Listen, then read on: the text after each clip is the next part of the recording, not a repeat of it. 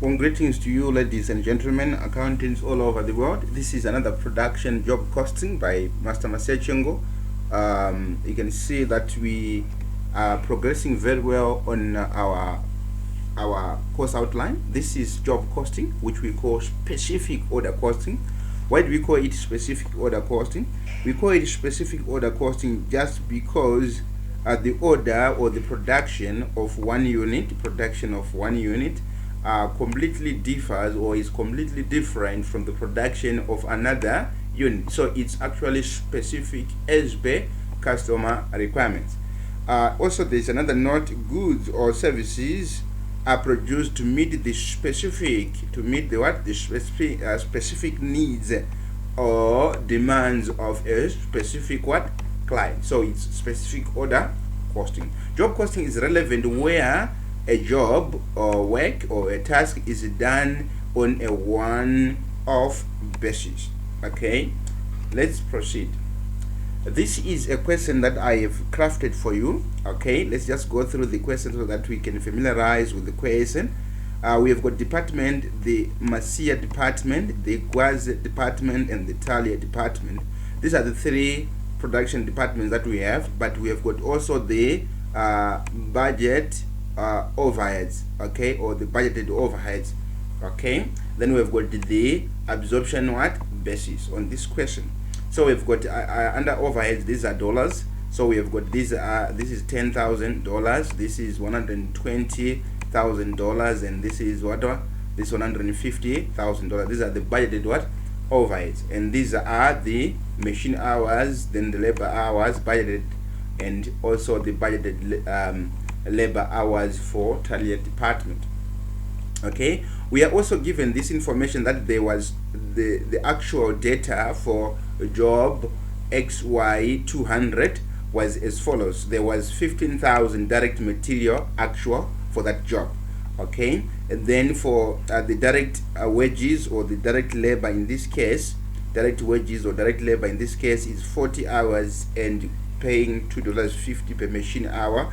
Then we have got also the Gwazi department, 30 hours labor hours at $5 per labor hour. Then the Talia department, 25 hours at $10 per labor hour. Okay, there is also additional information that time booked in Marcia department is 125 machine hours, and the selling and admin cost is equal to 10% of factory cost.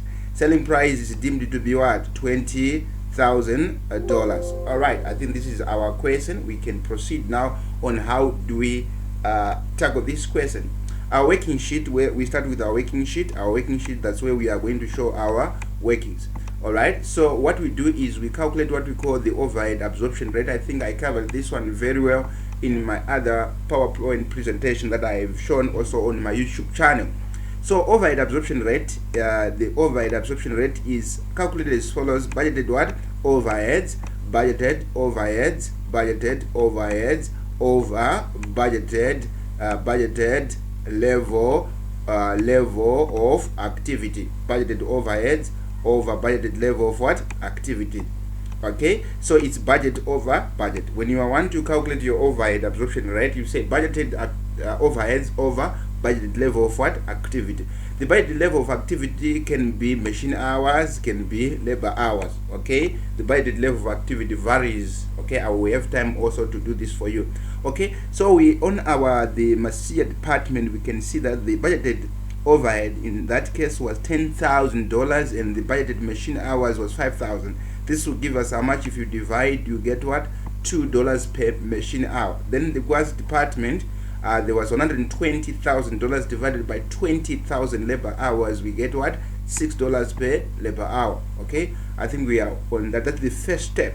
Okay, then the Talia department with 150 overheads, and the budgeted labor hours in this case was 50,000. This will give us $3 per machine hour. Okay, that's the first step. You determine your overhead absorption rates. We want this on our factory overheads. Okay, let's proceed. This is how we are supposed to do it, right? You prepare your, we call it the job card. Okay, this is a job we call it what? A job card, okay, or a job sheet. All right, this is our a job sheet for us, so we can actually proceed. Okay, so I think we can continue with this one so that we can you can understand from this angle. All right, we take our material, it's given, we don't have problem with this one. We take our material, in this case was given. All right, this is our material. I don't know what happened to this. Okay, maybe let me move this, okay, so that it can help you. Our material was $15,000. all right, $15,000. This is given. We take the actuals, okay. Then we have got this one. It's a matter of multiplying the figures from this our question. You multiply this 40 times $2.50. That's where you get the $100. This is given. It's a matter of multiplying, and this one is also given. It's a matter of multiplying. This one is also given. Then when you add these items, you get what we call the prime cost. Okay, our prime cost is equal to how much? 15,500.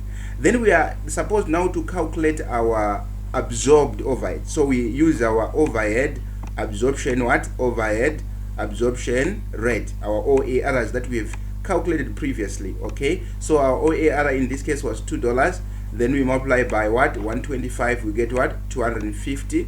Then our OAR for Gwazi department was $6. We multiply by actual hours, in this case was actually 30. Then we get 180. Then the Talia department also had all $3. Our OAR, remember this is our what? Our OAR. We are taking our OAR, then we multiply by what?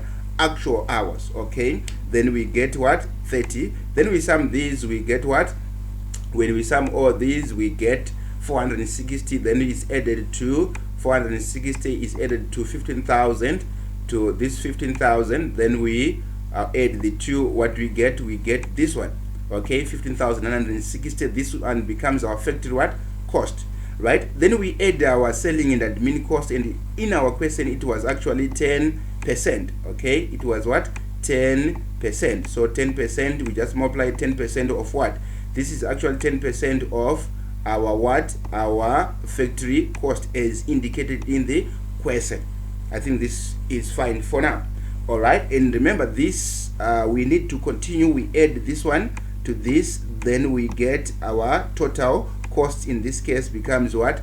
$17,556. all right, when we are done with this, what do? We were given the selling price in this case. Okay, we are given the selling price, so we use the bottom up method. This is given, okay, and this one is also we have calculated this one, so we can determine the profit for this job. So the profit for this job was actually the difference between 20,000 and 17,500 what? 56. So that's how we determine. So what you need to do in your when you're preparing your job sheet, it's very simple. You need to determine your prime cost. You determine your what? Your prime cost. When you are done with the prime cost, you move on to add the factory overhead. So the first step is you calculate your prime cost. Okay, that's step number one. Number two, on this sheet, you determine your factory overheads. When you're done with the factory overheads, what do? You add also the other cost, the factory, the other cost, the admin. This is the third stage. Then when you're done with this, you get the total cost. When you're done with the total cost, you determine the profit. Then maybe you add the markup. In this case, if in some cases you add what we call the markup. Okay, the markup, you add the markup, then you determine the selling price for the job. I think this is good to go. Wish you all the best in your exams. Remember to subscribe to my YouTube video, Accounting with Sir Jeff, and this is my email address, jaimasiachengo@gmail.com or +263 773536682. Wish you all the best, and remember, hard work and also praying is a fundamental key for you to pass in your examination. Faith without works is dead. So you need to work hard, you need to work extra hard, and also you need to pray, believe in God and Jesus Christ. Remember, Jesus Christ loves you so much. Bye bye for now. Thank you.